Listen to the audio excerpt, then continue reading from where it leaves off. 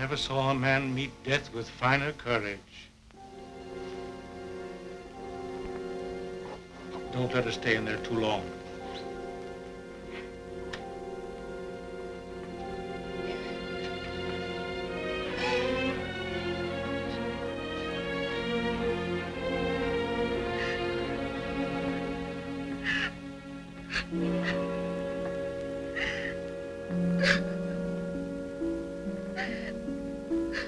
Dearest, is Father well now? Yes, dear. He's well. He's quite well. But we have no one left now but each other. No one at all. My baby.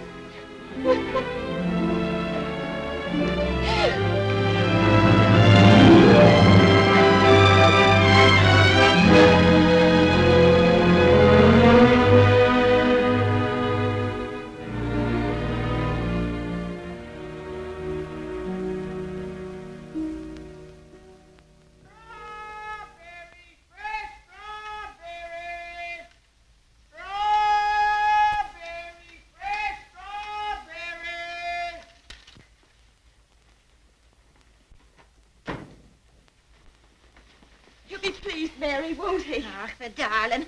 To think of him getting the like of that for his birthday. Sure, he'll be the happiest boy in all Brooklyn till he falls off of it. Yeah.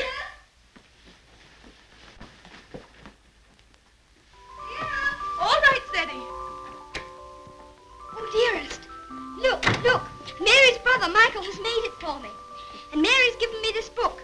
It's The Adventures of Robin Hood and His Merry Men. Listen. Back ballots, touch maid Marian at your peril. However many you be, I defy you all. See, dearest, you're maid Marian and I'm Robin Hood. They crowd around you. I'll never leave your side, however many there are. Oh, now, dearest, you cry out, help me, Robin Hood. Help me, Robin Hood. Help. Ballots, no, I've got... Oh. Help. There. Oh. Isn't that... Oh, you like it? Oh, my... Of all the events in my life, this is the most magnificent. Do you really like it, darling? It's what you wanted? It's exactly what I wanted. Oh, I do hope it is. Only you will be careful, won't you, and not let it run away with you or anything. I suppose I'm about the safest bicycle rider in the whole of Brooklyn. Do you mind that now, huh? No? Can I ride it now, dearest? Can I go now? Oh. I can't wait 1 minute. Mr. Hobbs has to see it, and Dick. Can I go now, dearest? At once? Yes, dear, only do be careful. Oh, dear. There we are. Oh, you know, let's go. Steady, do be careful of the streetcars if you should get off the sidewalk. Oh, Wait a minute. Yes. goodbye, dear. Goodbye. Oh, be careful, be careful, be careful. Good morning, Mrs. McGillicuddy. Good morning, Seddy. A very good morning. How are your bones today, Mrs. McGillicuddy? Oh, none too good after the rainstorm yesterday. Oh, they ached last night something cruel. Ties me up in knots, the rain does. Does it? How very peculiar. But it's a fine day to go bicycle riding. Oh, I suppose so. For them that has bicycles and can ride them. I suppose everybody who has a new bicycle will take it out and ride it today. Glory be to goodness, and whose bicycle might that be? It's mine. It's my birthday present from dearest. Oh, it's a daisy show. Fine enough for the president to ride. And it has all the latest improvements. Oh, sure it sounds like the bells of St. Patrick. Sure, it's the luckiest boy in the world, John. Well, I'll have to be going. Oh, I nearly forgot. Please choose my apple now, Mrs. McGillicuddy. But would you mind keeping it for me until I get back? Sure.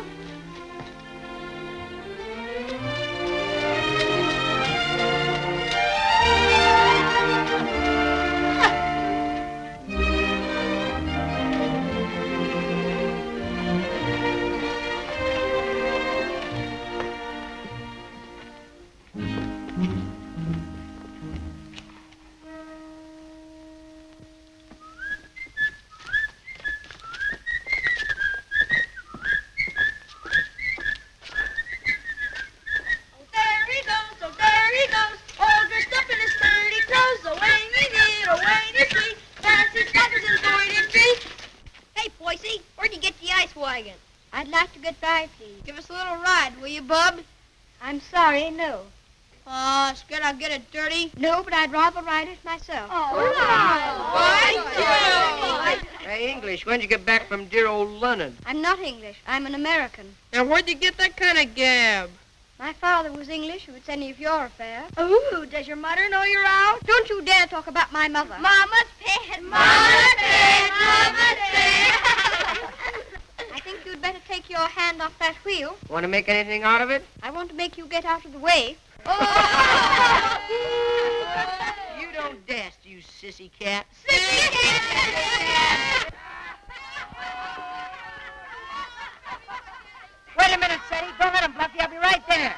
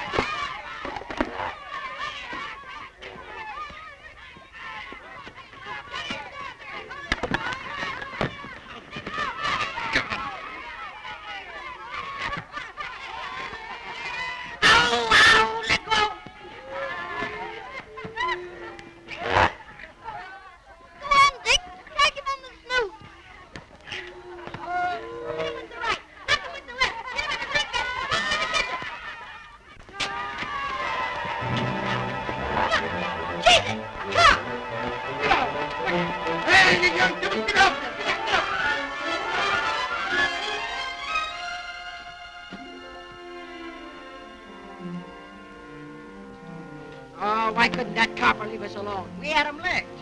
Thanks terribly for coming to my rescue, Dick. Ah, Nix, that makes us even for me giving you the mumps. They didn't even scratch it. Gee, Willikers, where'd you swipe that? The heiress gave it to me. Isn't it magnificent? It's a lollapalooza. I want you to be the very first person to ride on it. Oh, thanks.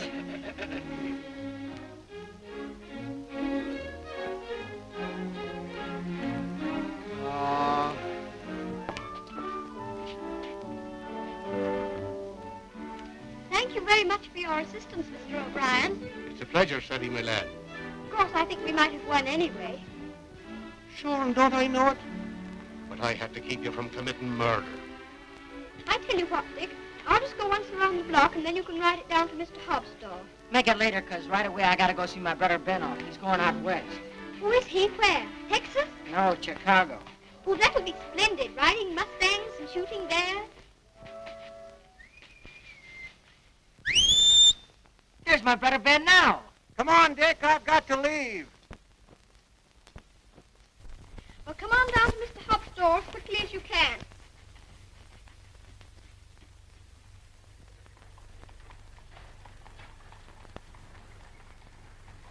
What do you say to a little birthday party? Ginger pop and cookies and some candy. That would be perfect, Mr. Hobbs. Only, Only? well, Dick's coming very soon. And I was thinking, if we could wait. I guess there'll be enough to go around. There's a lump coming, I think. Quite a big one. What are you reading, Mr. Hobbs? Ah, that's the way they go on now. British aristocracy. I've got no use for 'em.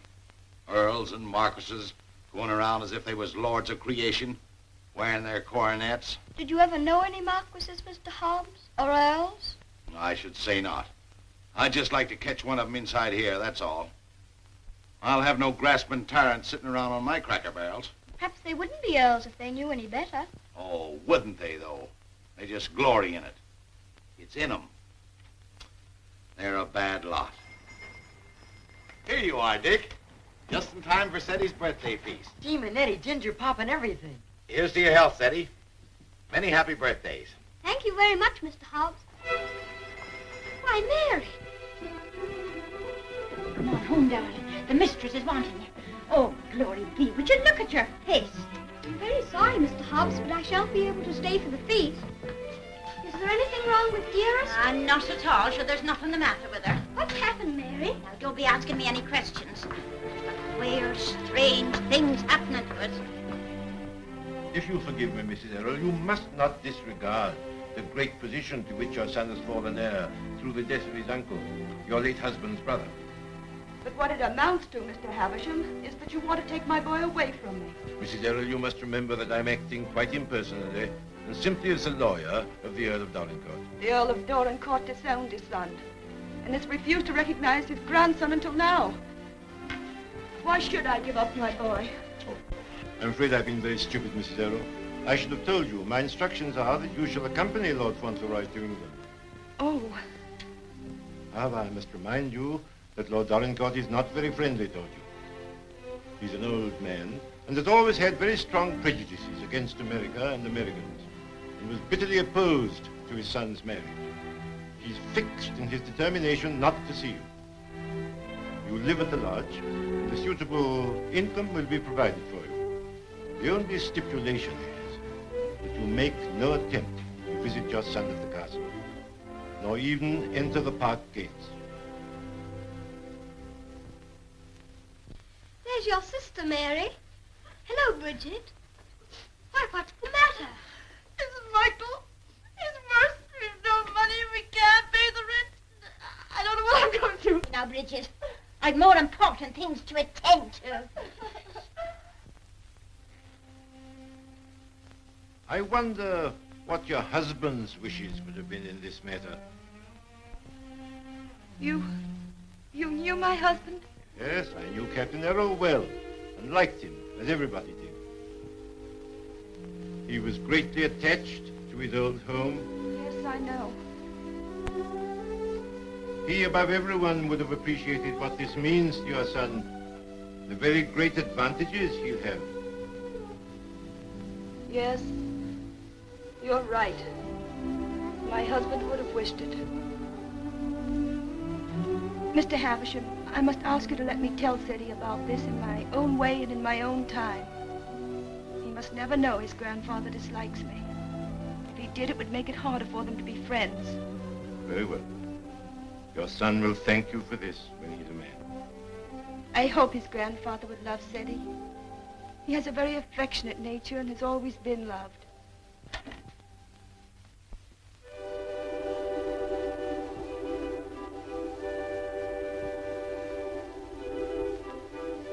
This is Mr. Havisham, dear, whom your grandfather has sent to see us, all the way from England. How do you do, sir? So this is little Lord Fauntleroy.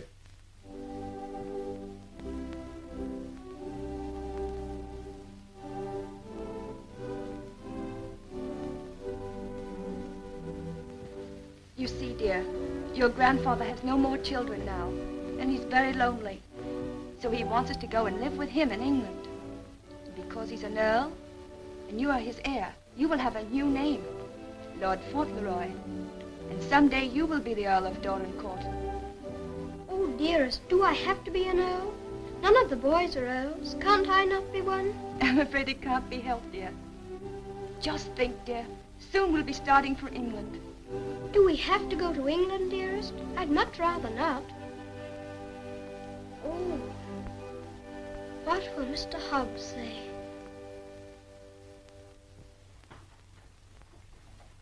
Anything else, ma'am? How much is your table butter? 13 cents a pound, ma'am. 13. Why, the last I bought was only 12.5 cents. That must have been last month. It's 13 today. Oh, indeed. Well, never mind the butter. Heavens and earth, if prices go any higher, we'll all starve to death. Nay. Good day, ma'am. Hello, Sadie. What's the matter? Mr. Hobbs, do you remember what we were talking about yesterday morning? It seems to me we was talking about England. Yes, and earls, don't you remember? Oh, yes. We did touch 'em up a little. That's all. You said you wouldn't have them sitting around on your cracker barrels. So I did. And I meant it, too. Just let 'em try it, that's all. Mr. Hobbs, one is sitting on this barrel now.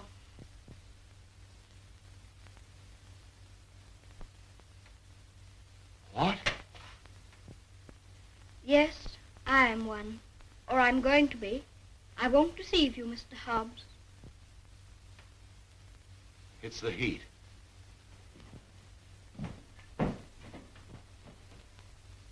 It is a hot day.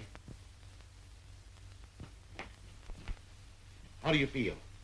Got any pain? Thank you, I'm all right. I'm sorry to say it's true, Mr. Hobbs.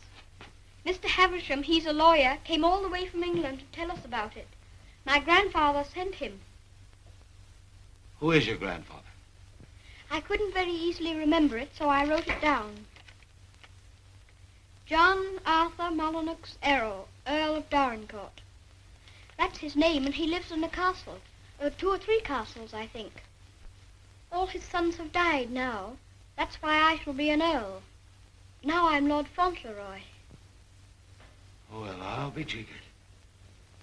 One of us has got a sunstroke. Oh, no, we haven't. We'll have to make the best of it, Mr. Hobbs. What did you say your name was? Cedric Errol, Lord Fauntleroy. Well, I am jiggered. Well, you always did talk more English than American. You think there's no getting out of it? I'm afraid not, Mr. Hobbs. Dearest says that Father would wish me to do it. But if I have to be an earl, I can try to be a good one. I'm not going to be a tyrant, Mr. Hobbs. And if there's ever to be another war with America, I shall try and stop it.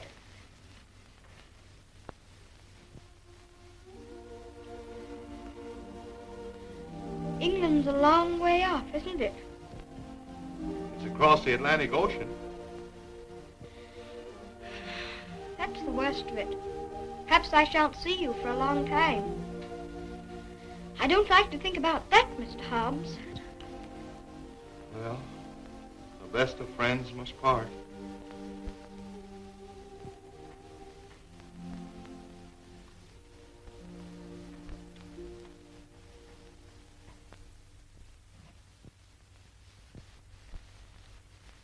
I'm afraid, Mr. Havisham, our American food must seem very strange to you. A little, ma'am.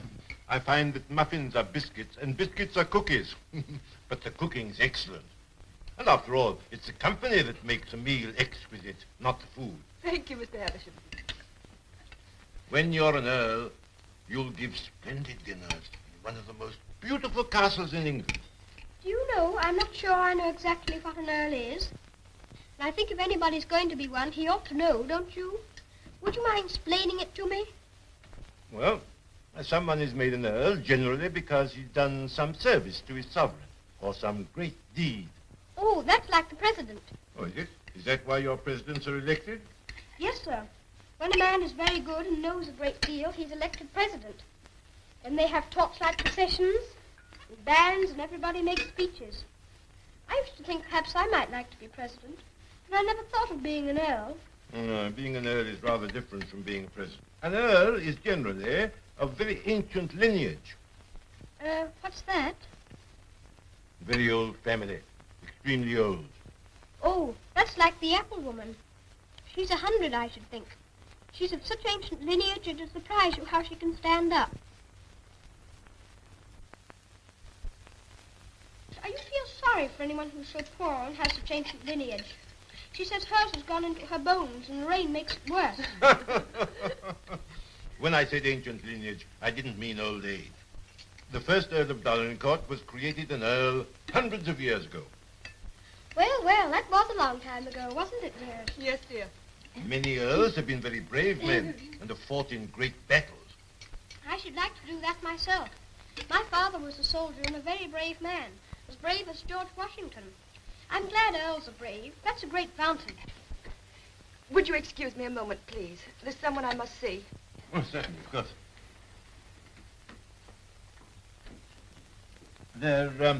There's another advantage of being an earl. Some of them have a great deal of money. That's a good thing to have. I wish I had a great deal of money. Do you? Why? Well, there's so many things a person can do with money. If I were very rich, I'd buy the apple woman a little tent to put her stall in, and a stove. And I'd give her a shawl, because then her bones wouldn't feel so badly. And what else would you do if you were rich? I'd buy Dearest all sorts of beautiful things. Dearest? I call Mother Dearest because Father did. And there's Dick. And who's Dick? Dick's a bootblack. I'd buy him some new cloths, some brushes, and a new sign and start him out fair. He says that's all he wants, is to start out fair. Is there anything else? Well, I think Mr. Hobbs would like a gold watch and chain. But what would you get just for yourself if you were rich? Isn't there one particular thing you've dreamed of having? Yes. A pony. But I suppose that would be too much to even dream about. I'm so sorry. A poor woman who was in trouble came to see me. Oh, is it Bridget? Yes, dear. I wish we could do something for her. She has 6 children, and her husband is out of work. He has inflammatory rheumatism, and that's the kind of rheumatism that's dreadful. Before I left Dorincourt Castle, the Earl said that if you expressed any wishes, I was to gratify them and give you anything you desired. Now, here are 5 pounds. In your money, $25. If you have any desire to assist this poor woman, I'm sure your grandfather would wish it. Can I have it now? Can I give it to her this minute? May I be excused, please, dearest? Yes, Freddie. Bridget! Bridget, wait a minute. Here's the money. My grandfather gave it to me. It's for you. It's a great deal of money, Mr. Havisham. We've never had very much. I'm just beginning to realize the great power Freddie will have. Such a child still. I'm a little afraid. I think from what I've seen of him that you have nothing to fear. Oh, I hope not. He mustn't be spoiled by all these wonderful changes.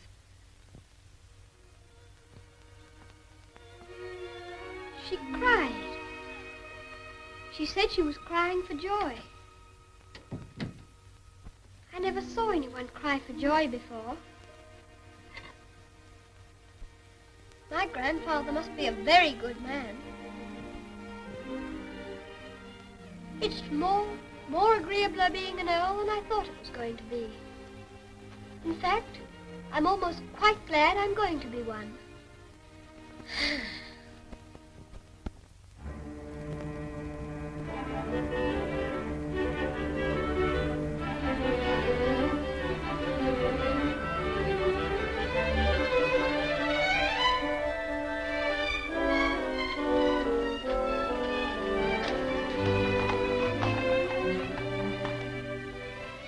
We always liked that little house, didn't we, dearest? We always will like it. Yes, darling. Yes.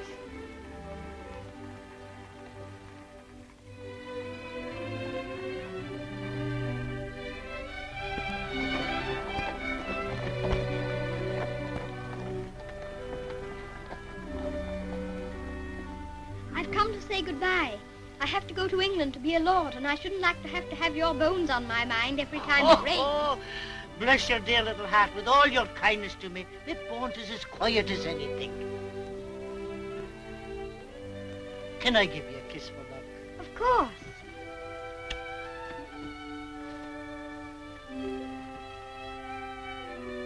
Here's an apple to eat on the board. Thank you very much. Oh, no, darling. Why should you pay? As my late husband used to say, this one's on the house. Thank you again. Well, goodbye. Goodbye, darling.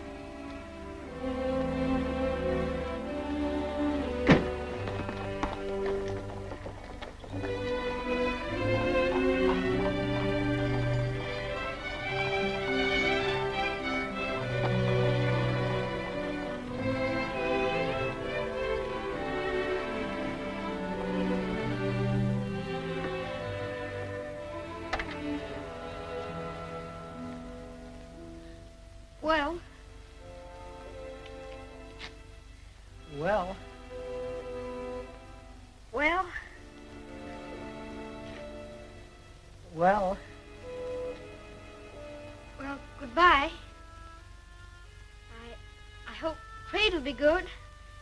Gee, if trade gets any better, I'll be rolling around in diamonds and pearls. That would be splendid, wouldn't it? I hope you have every sort of luck and happiness. Thanks, same to you, and I hope you think about us sometime when you're way over there, as they say, on foreign soil. I'll think about you all the time. And I'll write to you. And you must write to me. Here's where you send your letter. Gee, I wish you wasn't going away. Thanks, mister, for all the swell things you've done for him. He certainly deserves it. He's a game little kid. Gee, I almost forgot. Here, I bought this for you. It's a handkerchief. You can use it when you get among them swells. Oh, Dick, it's beautiful. It's extraordinary. I'll use it always. Thank you, Dick. Thank you very much. Well, goodbye. Well, goodbye.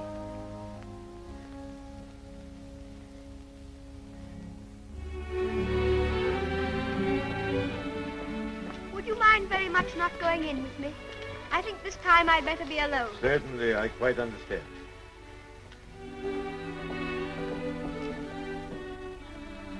This is for you, Mr. Hobbs.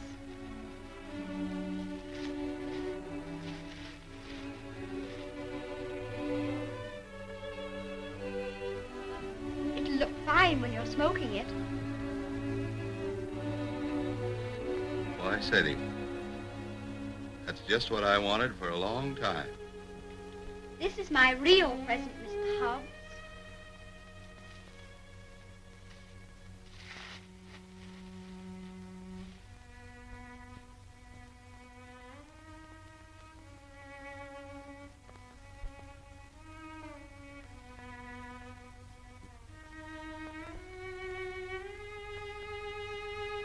There's something written on it, inside the case. I told the man what to say. You read it.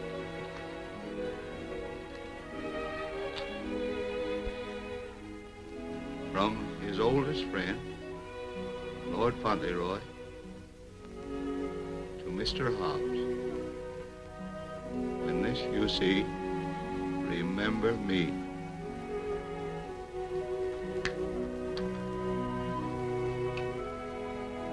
When this you see, remember me. I don't want you to forget me. Oh, I won't forget you. Don't you go and forget me when you go over there amongst those British aristocracy. I shouldn't forget you, whoever I was among. I hope you'll come to see me.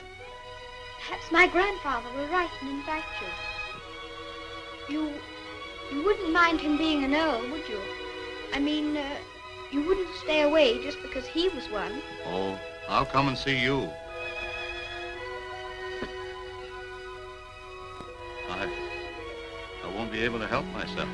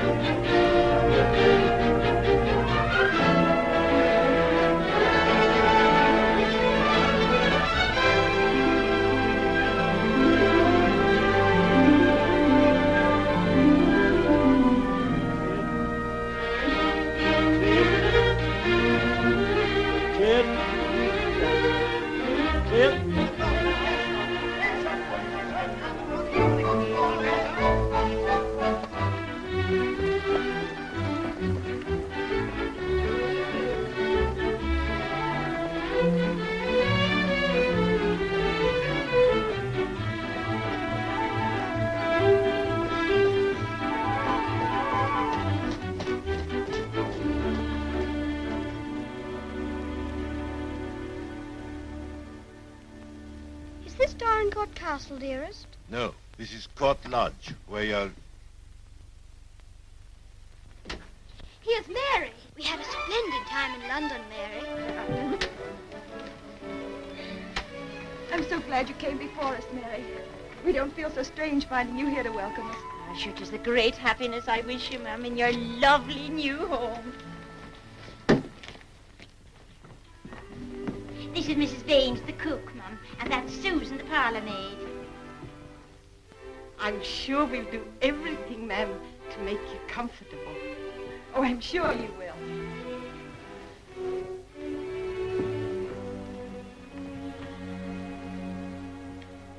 I must say goodbye. The carriage is waiting to take me to the castle. I must tell the Earl of your safe arrival. He needn't go tonight. I'd so like to have him with me my first night here. No, I'm sure Lord Dorincourt won't expect his grandson tonight. Tomorrow will be time enough. I dread so to tell him that we're not going to live together anymore. I'm a coward, I know, putting it off so long, but it's the most difficult, the most cruel thing I've ever had to do.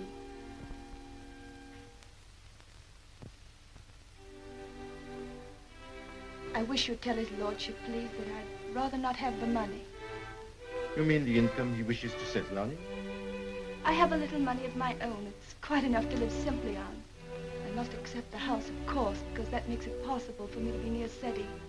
I'm grateful to him for that, but... He'll be very angry. He won't understand it at all. I think he will understand. He must understand that I can't accept money from a man who hates me so much that he's separating me from my boy. I'll deliver your message.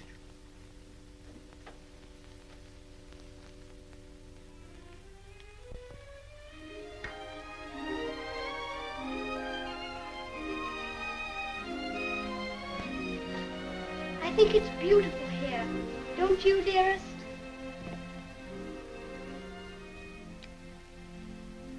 Freddie, darling, there's something I must tell you.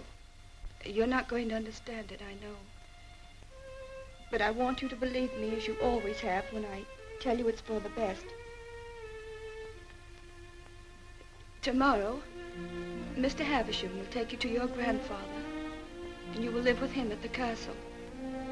But I shall not go with you. This pretty house will be my home, and Mary will be here to look after me. But, dearest, you don't mean... You can't mean that we're not going to be together, just as we've always been? Oh, no, I can't. I couldn't. I won't. I won't. Freddie, you must be brave and sensible. If there are some things you can't understand now, you'll understand them later. It's best for you to live there. There are good reasons why it is.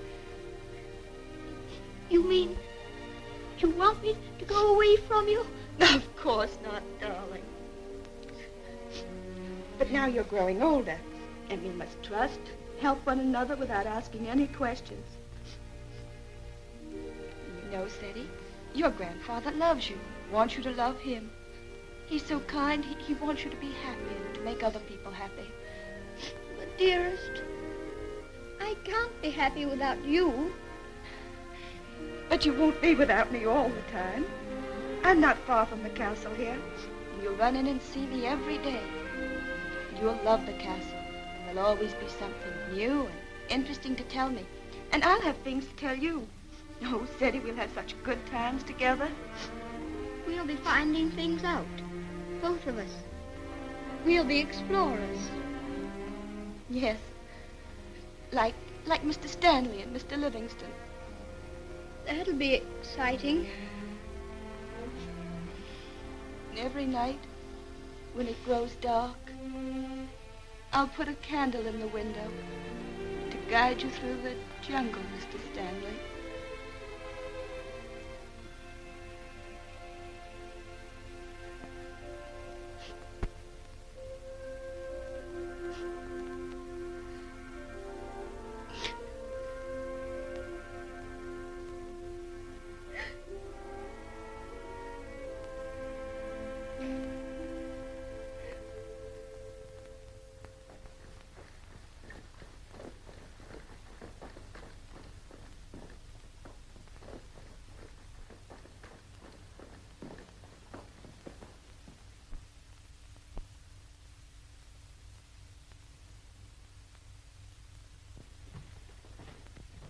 Newick. How's his lordship? In a rare mood this evening he is.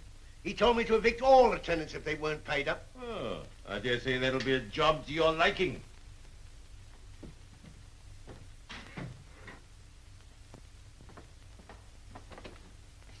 Oh, sir. Ah, Purvis. Glad to see you again. I'm very glad to see you, sir. Oh, idiot! Do what you're told, and bring what's ordered. Gout. Oh, yes, sir. These last few weeks have been the worst I've ever known, sir. I'm surrounded by a lot of incompetent nincompoops. Shut the door, you blockhead! I can't stand him no longer, Mr. Purvis. He's too much for any man. Cursing and swearing and calling people out their names like he does. And it ain't just today, it's every day. Thomas, you brought him the 63 port. He prefers the 51. How was I to know he didn't say? Fetch the other bottle. What business you got drinking port anyway in this condition? I can't feed and house every lazy lout in the parish, and I won't. You and your poor.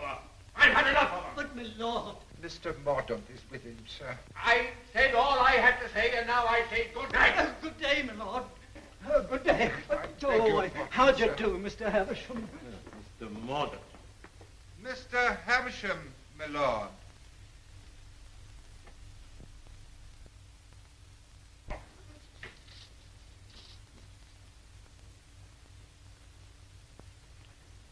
Well, Havisham. Lord? Come back, have you? Put that cushion right for me, will you? I careful.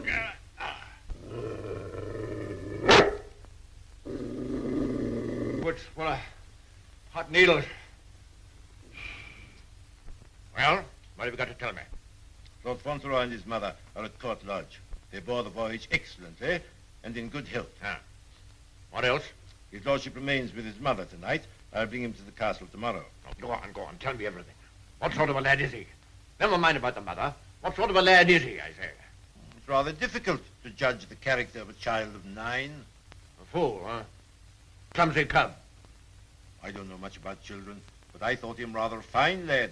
Healthy? Well grown, eh? Apparently healthy, quite well grown. Straight-limbed, well enough to look at. Rather handsome, my lord, as boys go. Ah. Although I'm scarcely a judge. I dare say you'll find him a little different from most English children. Oh, no doubt of that. American children are the most impudent and worst brought up in the world. I've heard that often enough. In his case, I would hardly call it impudence. The difference is, I think, that he's lived more with older people than with children. But I should call it a mixture of maturity and childishness. Exactly. Beastly, impudent, bad manners. That's what it is. I have a message to deliver from Mrs. Errol. I want none of her messages. The less I hear of her, the better. But this is rather an important one. She prefers not to accept the income you propose to settle on her. What's that? What do you say? She says it's not necessary. That the relations between you are not friendly. Not friendly? I should say they were not friendly. Mercenary, sharp-voiced American. Lord, you could hardly call her mercenary. She's asked for nothing. Ah, all done for effect. She thinks she can wheedle me into seeing her. Thinks I shall admire her spirit, but I don't. She shall have the money sent to her whether she likes it or not. She won't spend it. I don't care whether she spends it. She shall have it sent to her. She shan't tell people that she's got to live as a pauper because I'm doing nothing for her. Huh?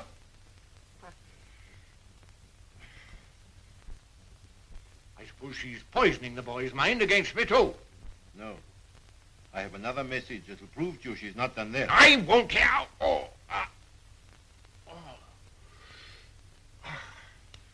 She asks you not to let Lord Fauntleroy hear anything that might lead him to understand that you're separating him from her because of your prejudice against her. She says he wouldn't comprehend it, that it might make him fear you in some measure, or at least cause him to feel less affection for you. She wants there to be no shadow on your first meeting. Come now, Havisham, come now. You don't mean the mother hasn't told him? Not a word, my lord. Nothing has been said to the boy to give him the slightest doubt of your perfection. She's prepared to believe you the most amiable and affectionate of grandparents. In fact, he already regards you as a wonder of generosity.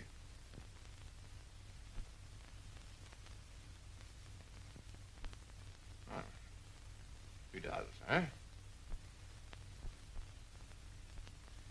I would suggest, my lord, that Fauntleroy's impressions of you depend entirely upon yourself. I make a further suggestion, that you'll succeed better with him if you take care not to speak slightingly to him of his mother. The boy's only 9. Nevertheless, those 9 years have been spent at his mother's side. She has all his affection.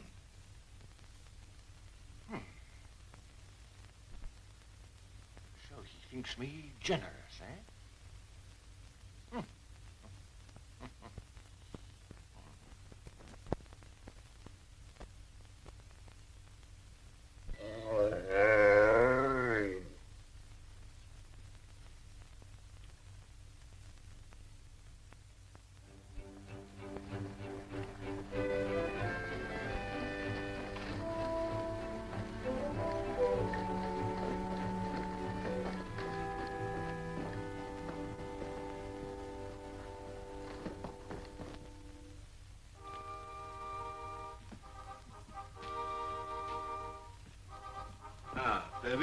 This is Lord Fauntleroy.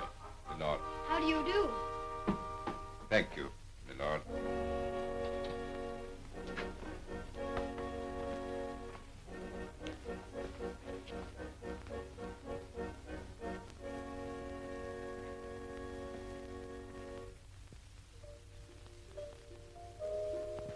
My lord.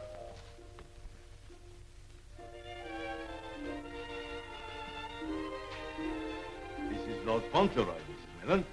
Lord Fauntleroy, this is Mrs. Mellon, the housekeeper. How do you do, ma'am? I shouldn't know his lordship anywhere, sir. He has the captain's face and way.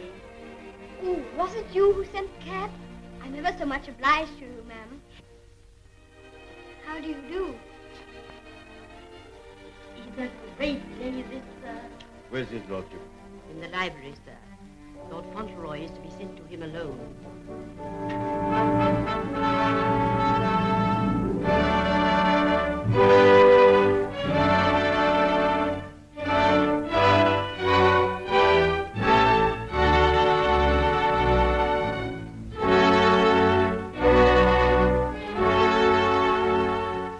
Lord Fauntleroy, my lord.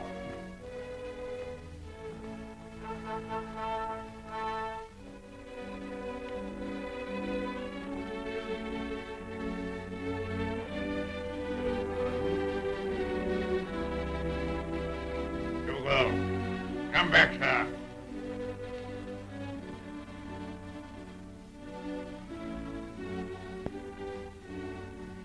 How do you do, sir?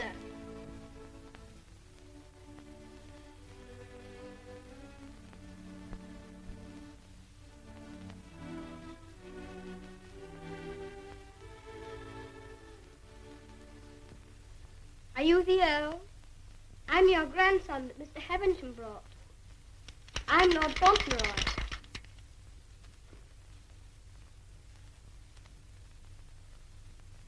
I hope you are quite well. I'm very glad to see you. Ah, you're glad to see me, are you? Yes, very.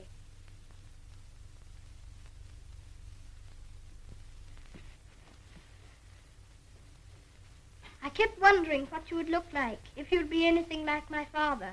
Oh, and am I? Well, I don't think you are, very. You're disappointed, I suppose. Oh, no.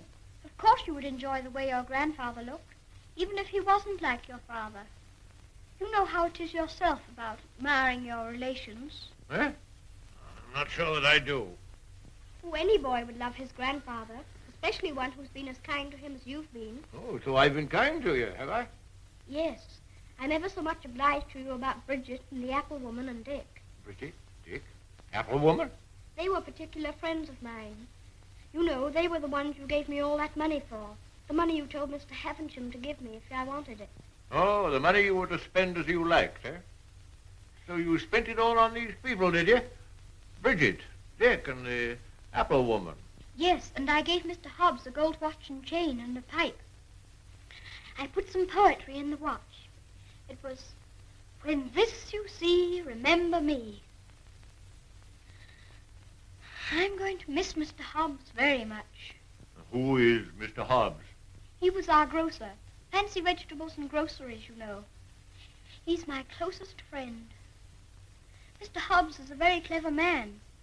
Do you know he can recite the Declaration of Independence right through? Oh. What's the matter?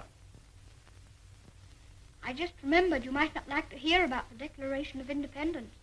I forgot you were an Englishman. Huh? You forgot you were English too, didn't you? Oh, no, I'm an American. You are English. Your father was an Englishman. I was born in America. You have to be an American if you're born in America.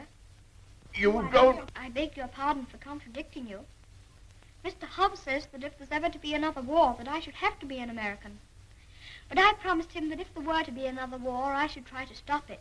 You would you? Dinner is served, my lord.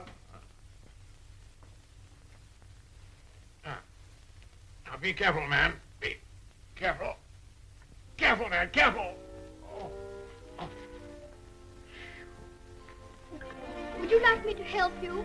You can lean on me, you know. Once when Mr. Hobbs hurt his foot with the potato barrel falling on it, he used to lean on me. You think you could do it? I think I could. I'm very strong. I'm 9, you know. You lean on your stick on one side and on me on the other.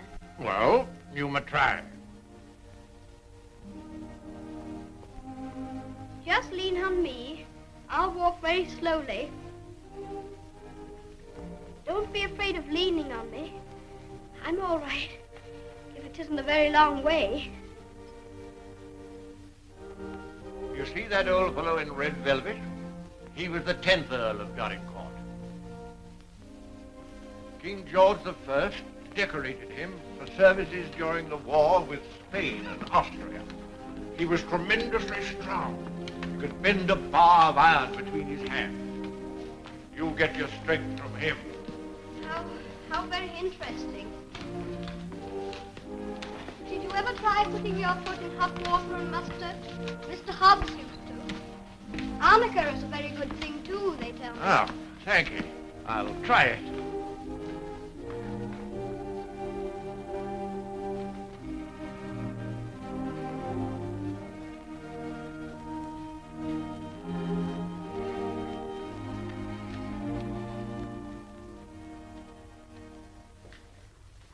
It is warm, isn't it?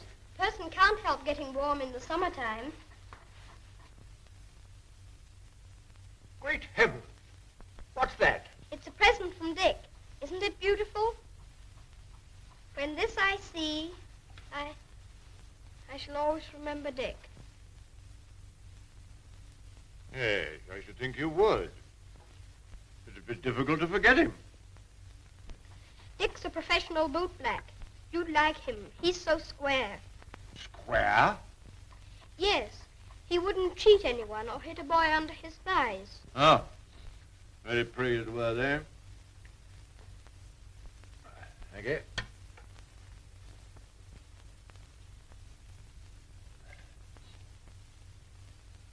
What's the matter? Don't you like your soup? Oh, yes. I was just wondering. Wondering? Wondering what? You don't wear your coronet all the time, then? No. It doesn't become me. Mr. Hobbs said you wore it all the time. But after he thought it over, he said he thought you must take it off sometimes to put your hat on.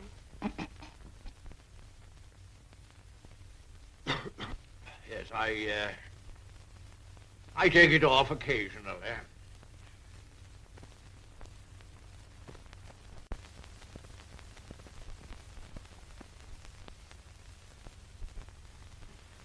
You must be very proud of your house. I never saw anything so beautiful. But it's a very big house for just 2 people to live in, isn't it? Oh? Do you think it's too large? Well, I was only thinking that if 2 people lived in it who were not very good companions, they might get a little lonely sometimes. Thank you. Do you think I shall make a good companion? Yes, I think you will. I think you should be almost as interesting as Mr. Hobbs. Huh. Mr. Hobbs and I were very great friends. He was the best friend I had, except...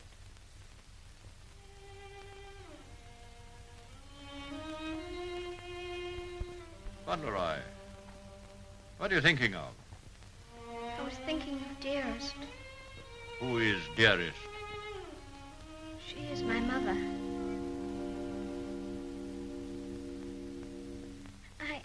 I think I'd better get up and walk up and down.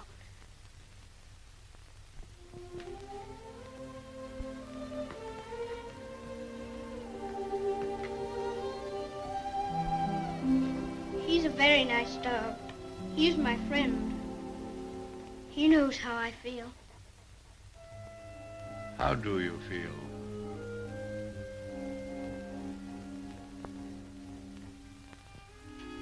Come here.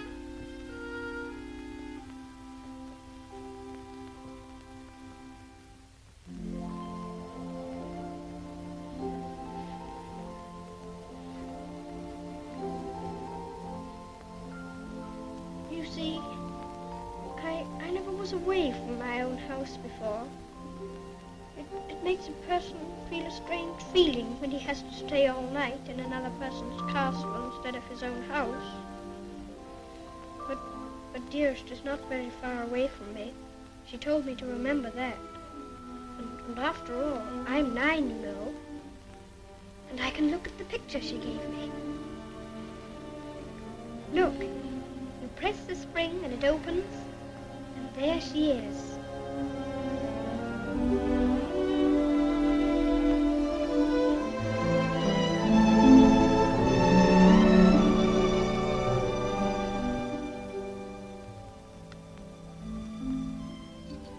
I suppose you think you're very fond of her.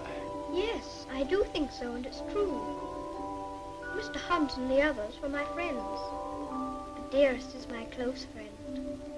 My father left her to me to take care of. When I'm a man, I'm going to work and earn money for her. Oh, what do you think of doing? Well, I did think of going into business with Mr. Hobbs. But I should like to be president. We'll send you to the House of Lords instead. Well, if I couldn't be president, and if that's a good business, I shouldn't mind. The grocery business is dull sometimes. Yes, so's the House of Lords. But it's the business that every Earl of Dorincourt goes into. I shall have to talk to Dearest about it.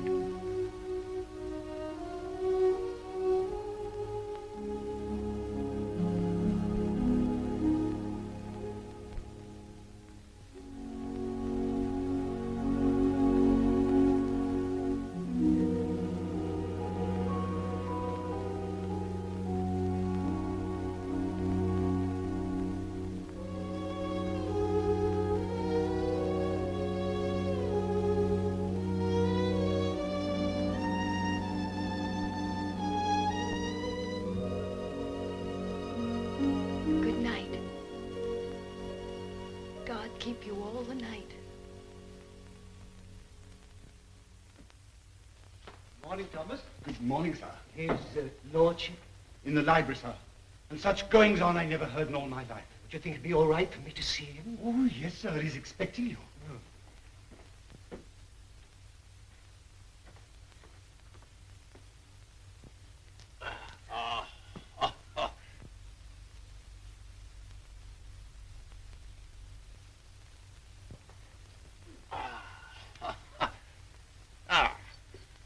Morning, Mordaunt.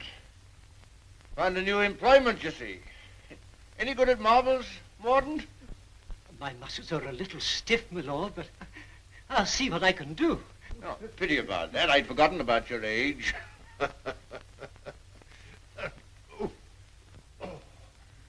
This is the new Lord Fauntleroy. Fauntleroy, this is Mr. Mordaunt, rector of the parish. I'm very glad to make your acquaintance, sir. I'm delighted to make your acquaintance, Lord Fauntleroy. Well, what is it this morning, Mordaunt? Who's in trouble now? It's one of your tenants, my lord. Higgins of Edge Farm. York has told him that if he doesn't pay the rent, he must leave the place. He's a bad tenant. Always behind, York tells me. He's devoted to his wife and children. If the farm is taken from him, they may literally starve. That's like Michael. Huh? I forgot we had a philanthropist here. Come here.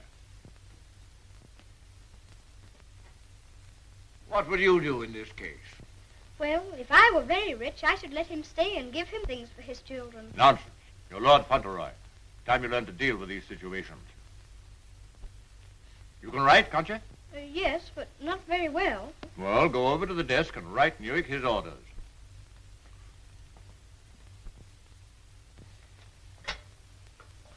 Now, what must I say?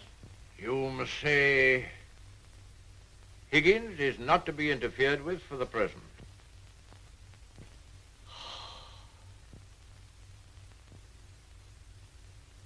And sign it Fauntleroy.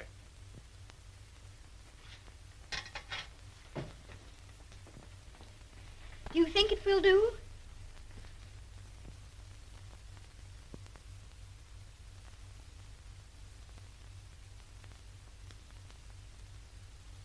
Yes. Higgins will find it entirely satisfactory. Mr. Hobbs always signed his letters that way, and I thought I'd better say please. Is that exactly the right way to spell interfered? Well, it's not exactly the way it's spelled in the dictionary, but... I was afraid of that. Yes, Higgins won't complain of the spelling. I think you must be the best person in the whole world. Don't you, Mr. Mordaunt? I shall write and tell Mr. Hobbs. Oh, and what'll you tell him? I shall tell him I think you're the kindest man I ever heard of, and that you're always thinking of other people and making them happy, and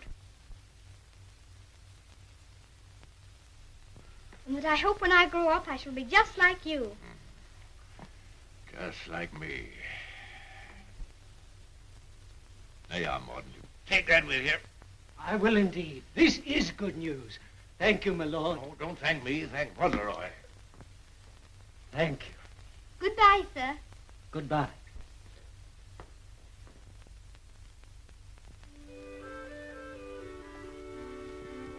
May I go to see Dearest now? I think she'll be waiting for me. There's something for you to see in the stables first. Ring the bell. In the stables? If you please, I'm very much obliged, but I think I'd better see it tomorrow. She'll be expecting me all the time. Oh, very well. We'll order the carriage. And you don't care to see what's in the stables? Oh, I do, I do. Oh, it doesn't matter. It's only a pony. Pony? Whose pony is it? Yours? Mine? Yes. Oh, I never thought I'd have a pony. I never thought that. How glad Dearest will be. You give me everything, don't you? Wouldn't you like to see it? Of course I want to see it. I want to see it so much I can hardly wait. But I'm afraid there isn't time. You must see your mother this afternoon. You can't put it off till tomorrow? Why, she's been thinking about me all the morning. And I've been thinking about her. Oh, you have you? I'll ring the bell.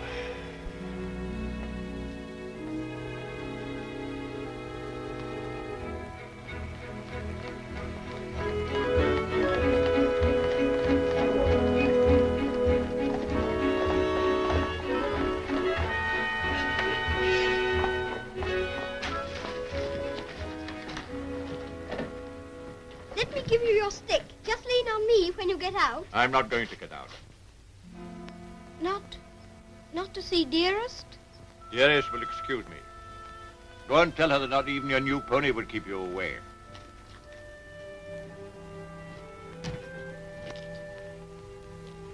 She'll be disappointed.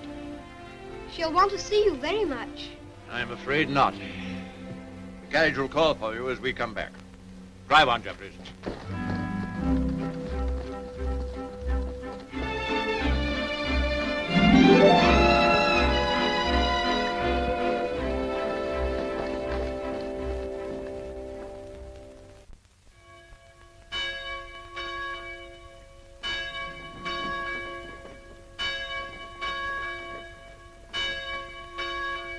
It's a shame. Parted from his own mother. Cook at Court Lodge was telling Sarah she'd never have worked for a sweeter lady than Mrs. Errol. letter was written by the little gentleman his own self, signed with his name too. Fauntleroy, as large as life. The little precious. Aye, that's the mother. Pretty young thing, too. Good morning, ma'am. Good morning. God bless you, ma'am. Thank you. Good morning, ma'am. Good morning. It's his lordship coming to services. That's a new notion.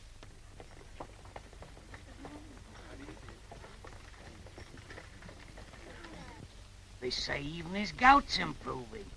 Look at the young lord. He's Captain Cedric all over again. He's the captain's self to the life. How glad the people are to see you. Take off your hat, Fauntleroy. They're bowing to you. To me? How do you do? God bless your lordship. Long life to you. Thank you. Morning, my lord.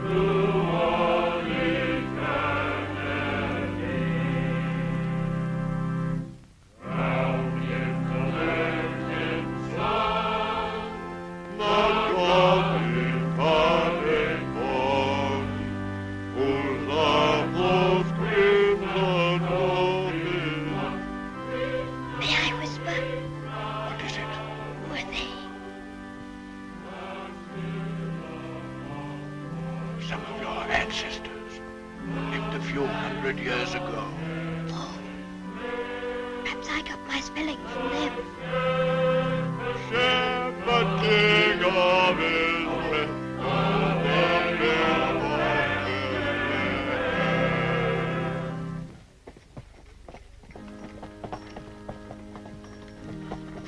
Well, Higgins? Oh, is this Mr. Higgins? Yes, I suppose he's come to have a look at his new landlord. Yes, my lord. I understand his young lordship was kind enough to speak for me, and I thought I'd like to say a word of thanks. I've got a great deal to thank your lordship for. Oh, I only wrote the letter. It was my grandfather who did it. You know how good he always is to people. Is Mrs. Higgins well now? Yes, your lordship. The missus is better since the trouble was took off her mind. My grandfather was very sorry about your children having the scarlet fever. You see, Higgins, you people have all been mistaken about me. Lord Fauntleroy understands me. If you want a little reliable information on the subject of my character, apply to him. Get in the carriage, Fauntleroy.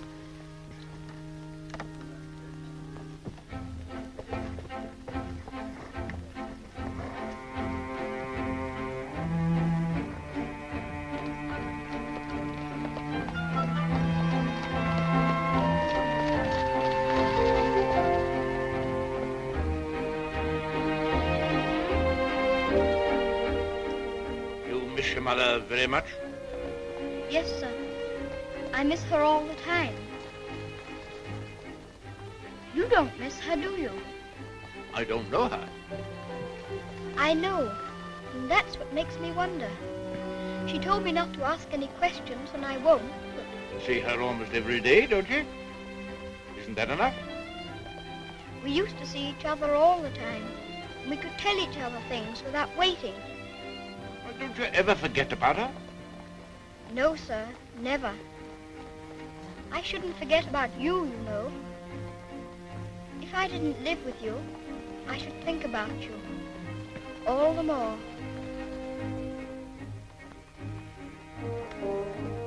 On my word, I believe you would.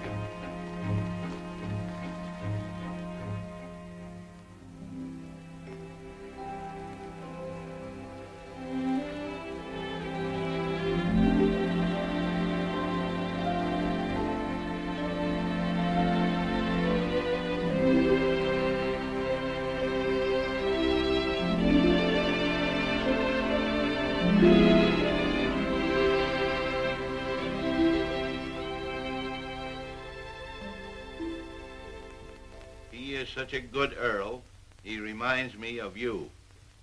He is a universal favorite. Well, reminds me of you. Think of that now. He's known this Earl only a little while, and we was lifetime acquaintances. I don't know as I want him to be reminded of me by this Earl. They've been using influence on him, I bet you. You're right. They got twisty ways, those aristocrats. They'd wheedle their little finger around your heart as soon as look at you. All for their own purposes, mind. It's a pity they're making an oil out of him. Yeah. He would have been a shining light in the grocer business. A shining light. Do you know any particulars about that stuff like castles and oils? No, not much. Except they're haughty and mean. Sure is a Jim Dandy letter he wrote. Almost as good as seeing him. Only it ain't, of course. Oh, he was a plum daisy of a kid. I bet you sometimes he wishes he was back here. I do. You lonely? Oh, not so bad. Where you living now? Oh, me and two other fellas, we got a room in a lodging house. The other two fellas, they get drunk and fighting, but it's cheap. Oh, that's no sort of a place for a lad like you to be living. Now, look here. I got a clean, dry loft over my stable, and there's no bed you can have. Why don't you come here and stay? Won't cost you a cent. Gee, do you mean that, Mr. Hobbs? Well, certainly I do. Yahoo!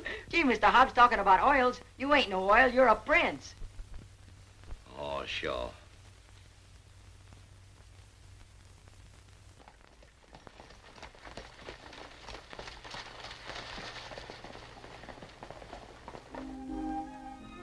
I wonder whether he will have an American accent. My dear, won't it be interesting if he has the Dorincourt eyebrows? When do we see the mother? Shh. I believe she's supposed to be kept in the background.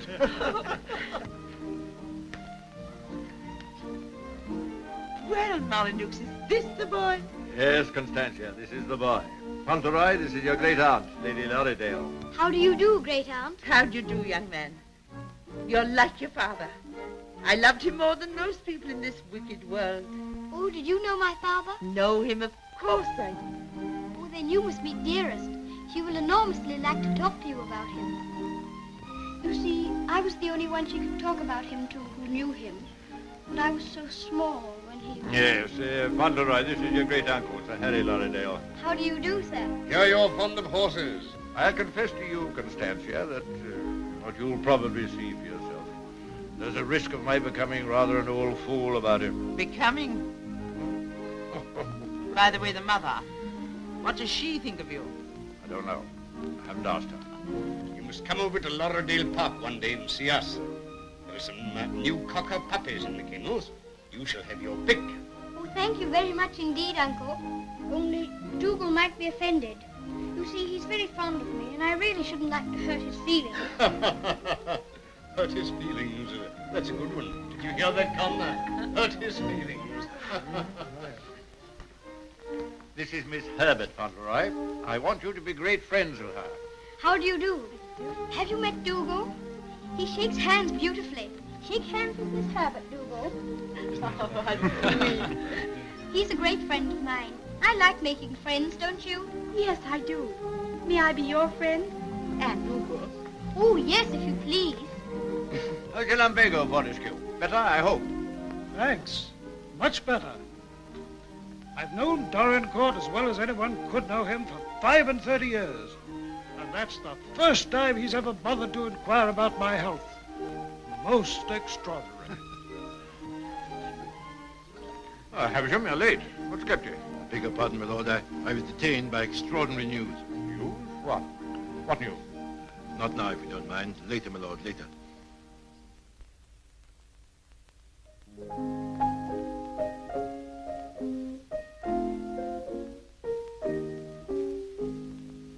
The young May moon is beaming, love. The glowworm's lamp is gleaming, love. How sweet to roam through Mourner's grove, while the drowsy world is dreaming, love. Then awake till rise of sun, my dear. The sage's glass will shun, my dear. Or in watching the flight of bodies of light, he might happen to take thee for one, my dear. Charming, charming. What a sweet song. Delightful, my dear. Thank you, my dear. Thank you. Do you like music? Yes, I like it when you sing it. Dear my Lord Fauntleroy, Why do you look at me so? I was thinking how beautiful you are. Oh, Fauntleroy, make the most of your time. When you're older, you'll not have the courage to say that. Nobody could help saying it. Don't you think she's pretty, too? We're not allowed to say what we think. Lord Fauntleroy shall say what he thinks. I'm sure he thinks what he says. I think you're prettier than anyone I ever saw, except Dearest. I think she is the prettiest person in the world. I'm sure she is. And I must tell her how kind you've been to me. I never was at a party before, and I've enjoyed myself so much. Oh, I beg your pardon.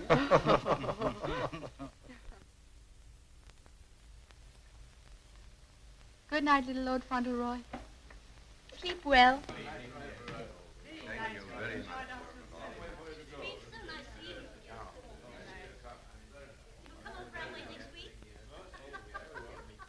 Good night. So glad you came.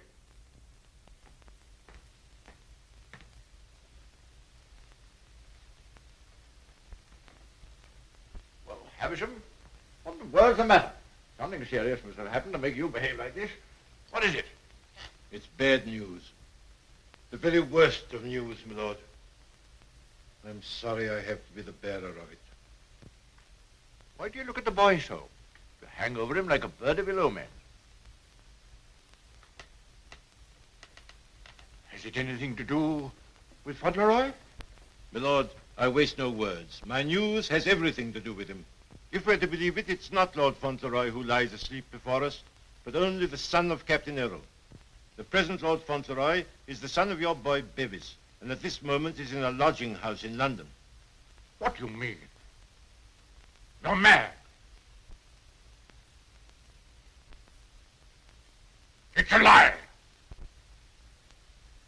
An abominable lie. If it's a lie, it's painfully like the truth. A woman came to my chambers this morning and told me that she married your son Bevis in London 11 years ago. She showed me the marriage certificate. The child was born shortly after Bevis deserted her and was taken by her to America. Oh, the woman's obviously an imposter. It's a trumped-up fraud. I'm afraid not, my lord. I saw the boy's birth certificate. She's, I'm afraid, a very ignorant person, but she's consulted a lawyer who advises her that her son is, of course, Lord Fauntleroy and the rightful heir. She demands that his claim be immediately acknowledged. I'll protest this to the last. I'll disown Bevis's boy. I'll have nothing to do with him or his mother. You can't disown him, my lord. Nothing we can do can keep the eldest son's child from his inheritance.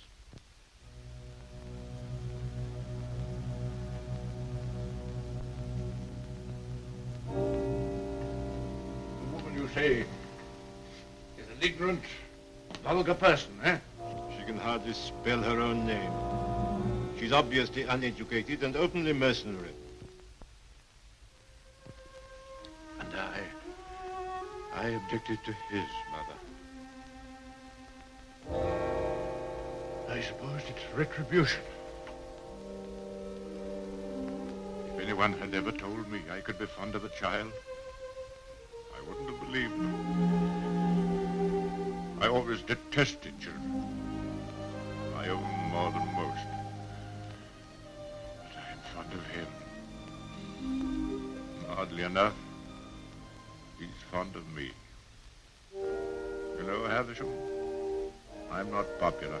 I never was. But he's fond of me. Never was afraid of me. Always trusted me. Yes, Havisham. He'd have filled my place better than I filled it. He'd have been an honor to the name. You rang, my lord? Take Lord Fauntleroy to his room.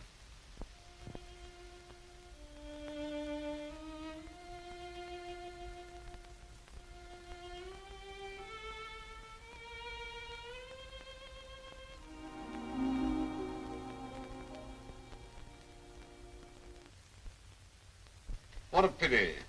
The boy's a thoroughbred if ever there was one. I suppose you may say it's a judgment on Molyneux. But that boy, the first human being he ever loved. Will Molyneux take the case to the courts, do you think? Can't tell, he's obstinate enough. Courts of the devil. You go in with your best suit, buckles on your shoes, and come out as nature made you. Bless my soul, Constantia. Whoever would have dreamed that I'd have felt sorry for the old boy? I wouldn't have minded our having a boy like that, Harry. Yes. Better luck for us, old girl, if we had. Huh? I'll tell you one thing. If his little lordship loses his title, the village loses the best friend it has. Aye, that's right. And I'll tell you another thing. It'll drive the Earl mad if this goes wrong for him. Why, he's been so proud of the boy, you'd hardly believe it if you knew him for what he was before.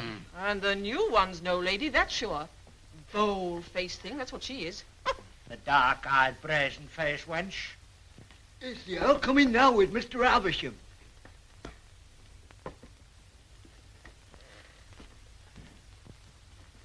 You've someone here calling herself Lady Fauntleroy. I want to see her. Aye, come the ways, my lord. This way, my lord.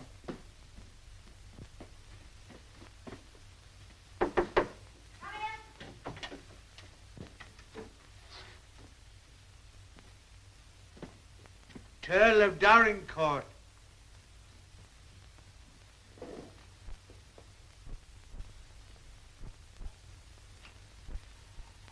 Pleased to meet you, I'm sure, my lord.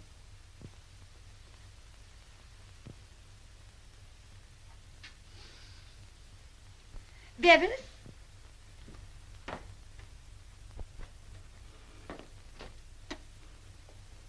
Go shake hands with your grandpa.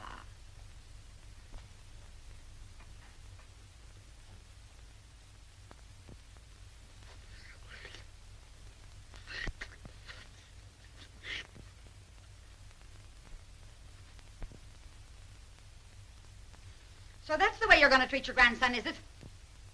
Ah, you needn't try to look so fierce about it. He's your grandson, all right. Yes, my lord. We have proof of the young gentleman's birth. He is the son of the late Lord Fauntleroy. Allow me to introduce myself.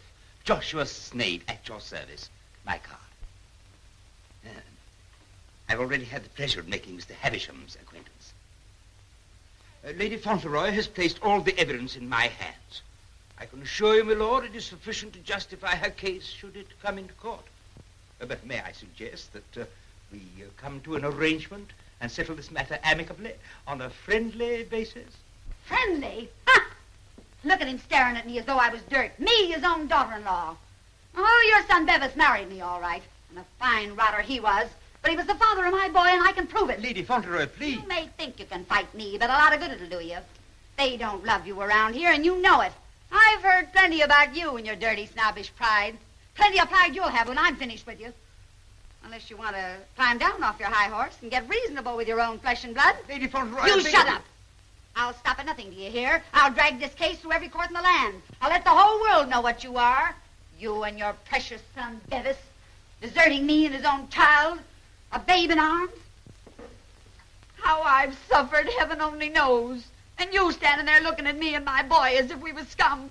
You ought to be ashamed of yourself. say you married my eldest son. If that's proved to be true, the law's on your side. In that case, your son will be Lord Fauntleroy, and you will be provided for. But I warn you, the matter will be sifted to the very bottom.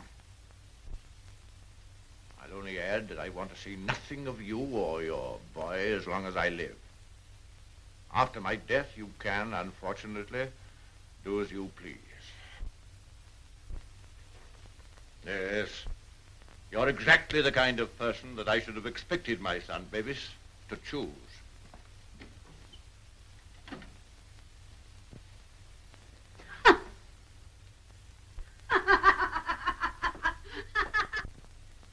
I'm afraid, Dorincourt, there can be no two opinions. At least that's how I see it. You agree, Semple? Yes, I'm afraid we can see it no other way. But it's monstrous.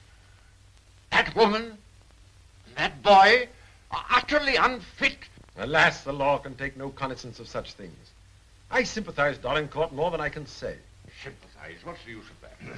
If we take it to the courts, you think there can be only one result? I'm afraid so. The birth certificate, everything we have, point the same way. If you take it to court, you'll have the expense and the notoriety, and only, I fear, one possible result. Perhaps the boy won't turn out so badly as you fear. Perhaps you can do something with him. That boy? That oaf?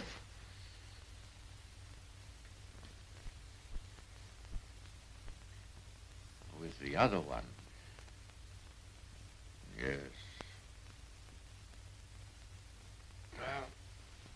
I've no other course but to accept your judgment. Come, Havisham. Thank you, my lord. And you, Mr. Semple.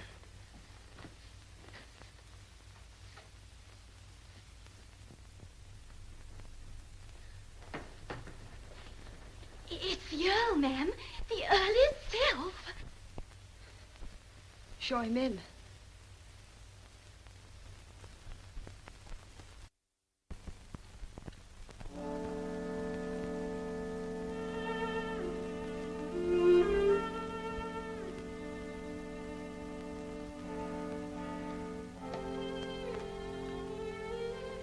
Mrs. Errol, I believe? Yes, I'm Mrs. Errol.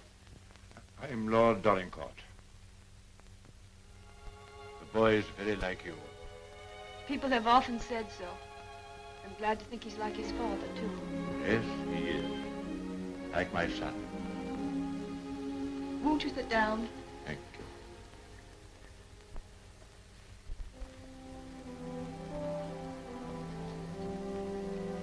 I've come to tell you that I've had the very best, the highest legal opinion. I'm sorry. This outrageous woman and her child. Perhaps she cares for him as much as I care for Freddie, my lord. Her son is Lord Fauntleroy. Mine is not. Yes, I'm afraid you're right. Perhaps you would have preferred that Freddie should not be the Earl of Dorincourt.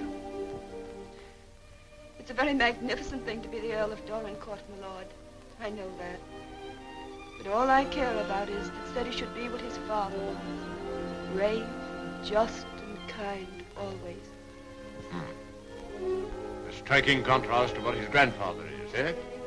I haven't had the pleasure of knowing his grandfather. I know my little boy believes you. I know that Freddie loves you. Would he have loved me if you told him why I didn't receive you at the castle? No, honestly, I think not. That's why I didn't wish him to know. Well, there are very few women who wouldn't have told him. Yes, Freddie is fond of me. And I'm fond of him. I can't say that I was ever fond of anyone before. But he pleased me from the first. I'm an old man. I was tired of my life. But he's given me something to live for. More than that. More than that. I'm proud of him. I was satisfied to think that one day he'd be taking my place as head of the family.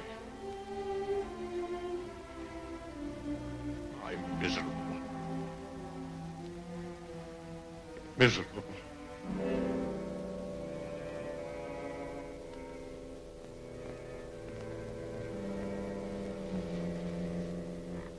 Please sit down.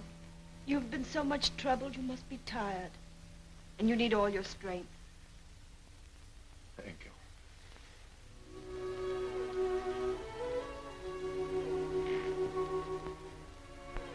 Perhaps it's because I'm miserable that I've come to you.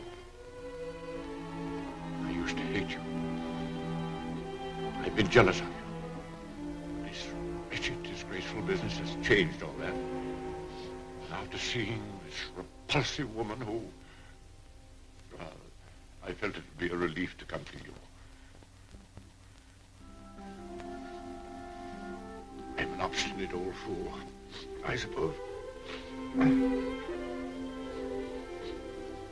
I know I've treated you badly. But I've come to you because the boy cares for you. And because I care for him.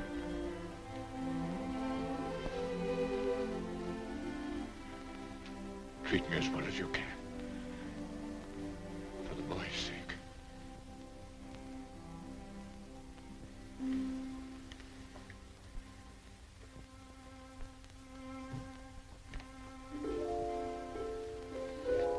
Whatever happens, he shall be provided for. Sadie shall be taken care of now and in the future. Always. Thank you. You like the house? Oh, very much. It's a cheerful room. May I come back again and talk this matter over? As often as you wish.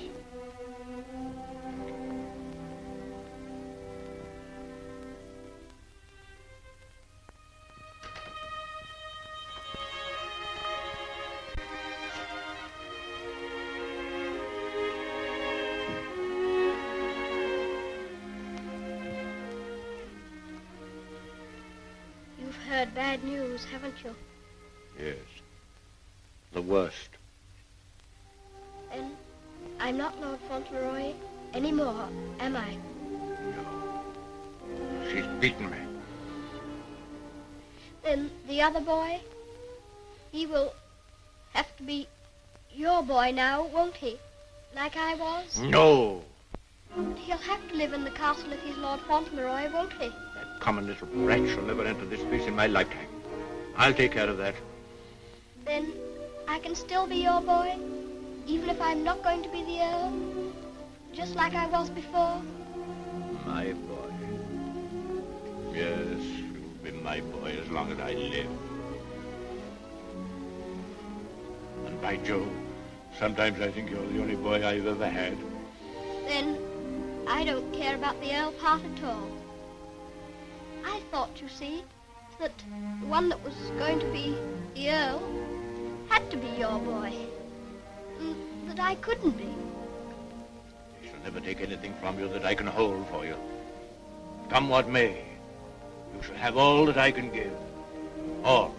And, dearest, will her house be taken away from her? No. You can take nothing from her. Nothing from either of you. Come. Time you were asleep.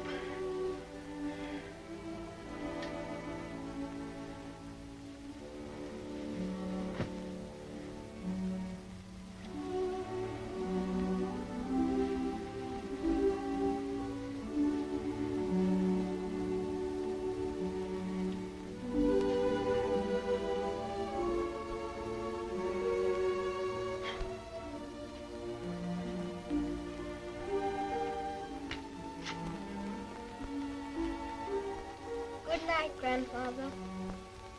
Good night, my boy.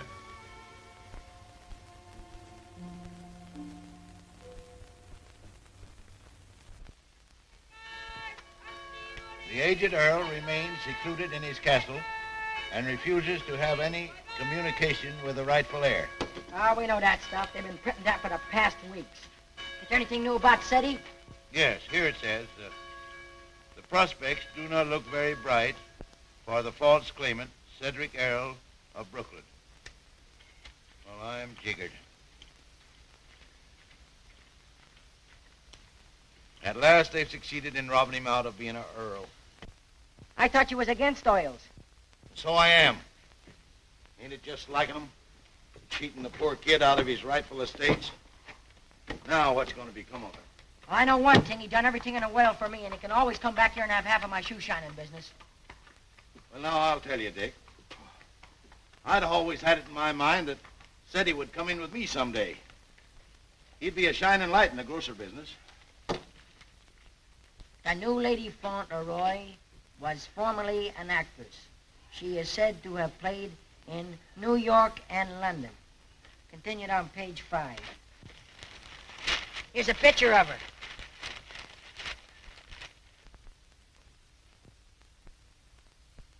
Holy mackerel. What's the matter?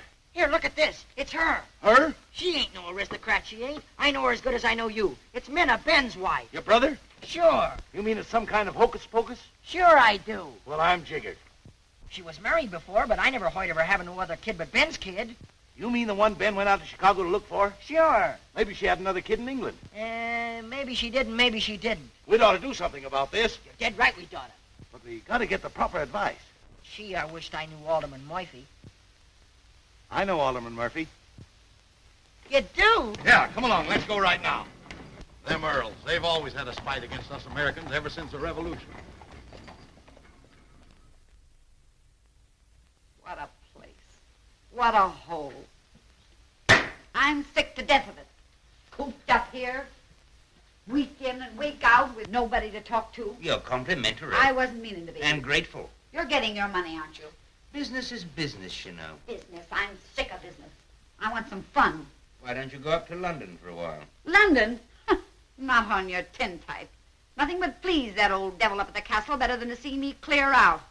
Well, I'll stay here in this rotten country pub. You've lived in worse places in your time, I've no doubt. That's none of your business. You keep a civil tongue in your head or I'll hand you your walking papers. I wouldn't. What do you mean? Just what I said. I wouldn't try anything like that, Minna. I'm Lady Fauntleroy to you. Come in. Why, it's Lord Donegal. Why, this is a pleasure, a real pleasure, I'm sure. Won't you take a... Hello, Minna. Why, hello, Dick.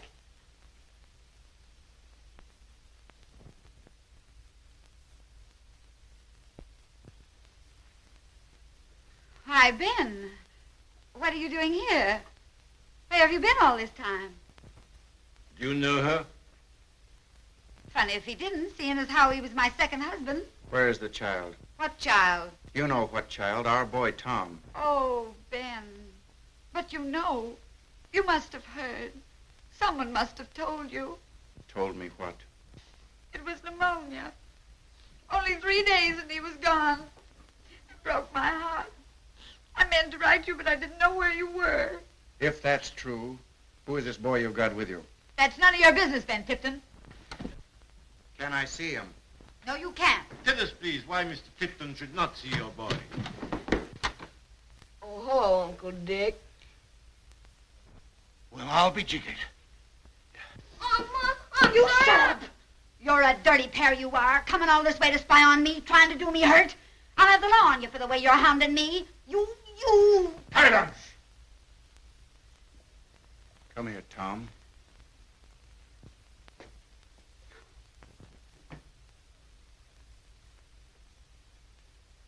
I knew nothing of this, my lord, I assure you. There's a little matter of a forged birth certificate. But I swear to you. Oh, never mind, Havisham. I've had enough of this. Too much. The sooner the pair of you are out of this country, the better. Come on, Havisham. You'll be sorry for this, you will. It's prosecution, that's what it is. It's robbery.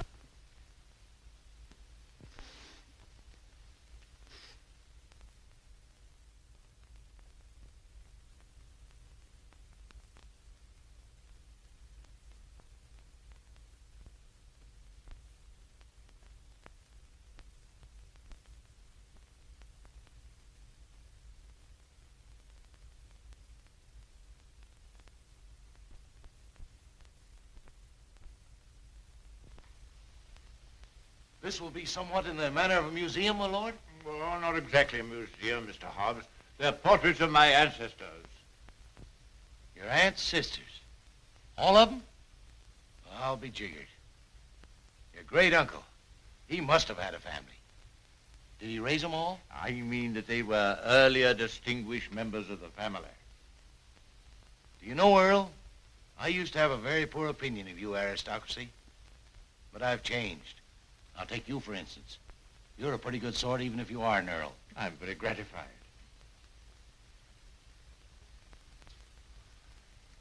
Bit gay, wasn't he? Yes, that's why I have the gout, Mr. Hobbs. Oh. And they was all Earls, and said he's going to be one, and own all this. And he'll be worthy of it, Mr. Hobbs. Sure he will. All these Earls. You know, I wouldn't have minded being one myself.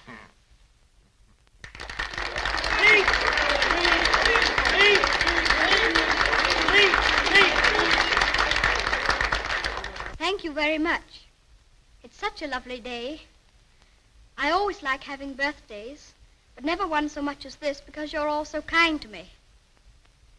My grandfather wants everybody to be happy and comfortable, and I'll want it too when I'm grown up. I think that's all because I'm not very good at making speeches, but I must say that I'm very much obliged to you for liking my birthday. Ripping little nipper. Ain't he a daisy? I'll bet you boys elect him king someday. I didn't know the little fella could talk so good. Why, he makes a better speech than Alderman Murphy. By Jove. Well, I'll be jiggered. And I've another birthday present for you. Another one besides all the things this morning? Yes, the best of them all. Oh, dearest! Oh, dearest! Oh, dearest, I was wanting you here. I was wanting you here so terribly much. Were you, darling? Fauntleroy, your mother's come to live with us in the castle. To live with us? To live with us for always? Are you sure you really want me? We've always wanted you, but we weren't exactly aware of it. Well, Mr. Hobbs, it's so nice having you here with us. I dread to think of you ever going back to America. Not to live there. Not to live there. America's a good enough country for them that's young and stern, but there's faults in it. There's not an aunt's sister among them. Nor an Earl.